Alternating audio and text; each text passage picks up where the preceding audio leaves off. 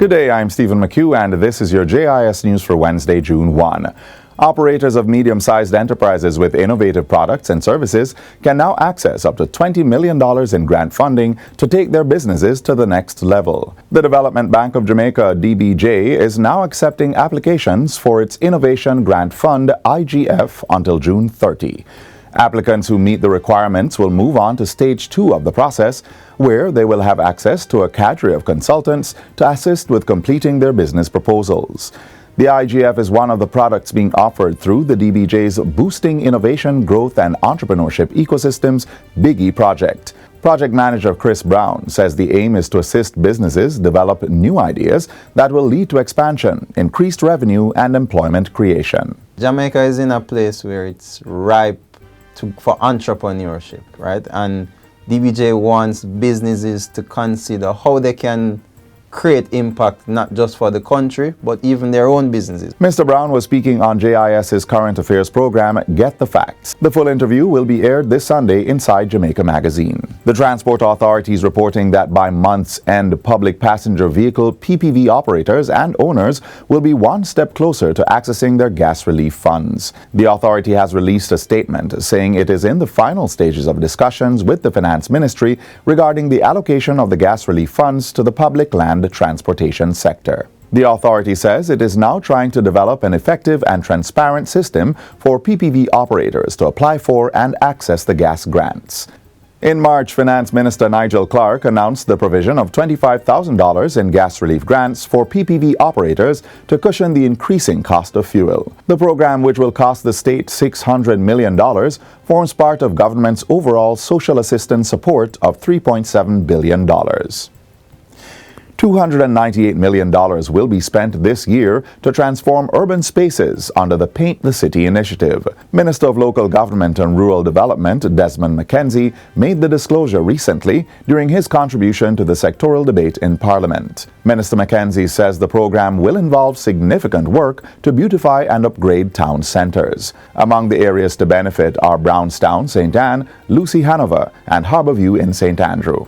We are partnering to improve, Madam Speaker, public spaces across the country. We are spending funds, Madam Speaker, right across to transform spaces in Jamaica to give it a facelift. Prime Minister Andrew Holness is urging Jamaicans to protect the free public Wi-Fi infrastructure being installed across the island.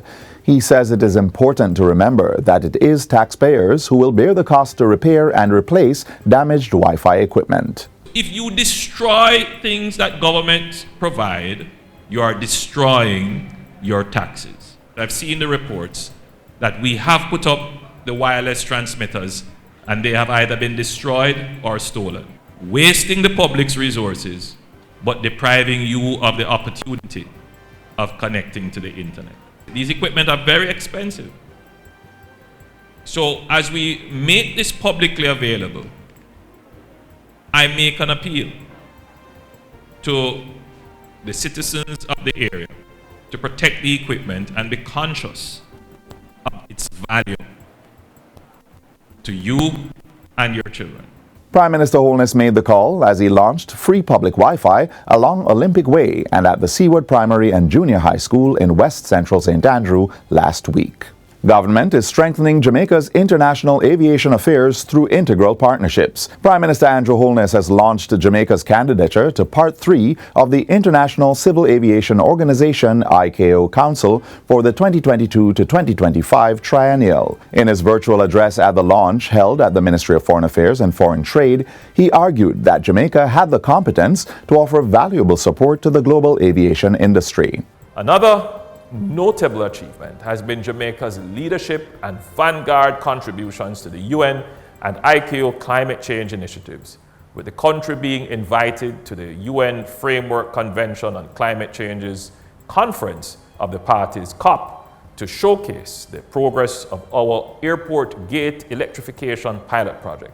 The ICAO is a recognized institution established in 1944 to promote air travel safety and provides the opportunity for the sharing of expertise to safeguard the industry. Elections will be held during the 41st ICAO Triennial Assembly in Montreal, Canada from September 27 to October 14 this year. And finally, displaced sugar workers in Clarendon can expect increased job opportunities shortly. That's due in part to expansion plans announced by National Rums of Jamaica Limited. The partly state-owned company says it will be increasing its cultivation of sugarcane that's used in its rum production. Minister of Agriculture and Fisheries Pernell Charles Jr. welcomed the news as he toured the facility recently. It's good to see that National Rums is investing in this area.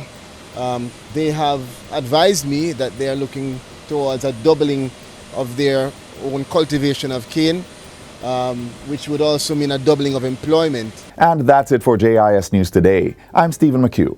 Thanks for watching.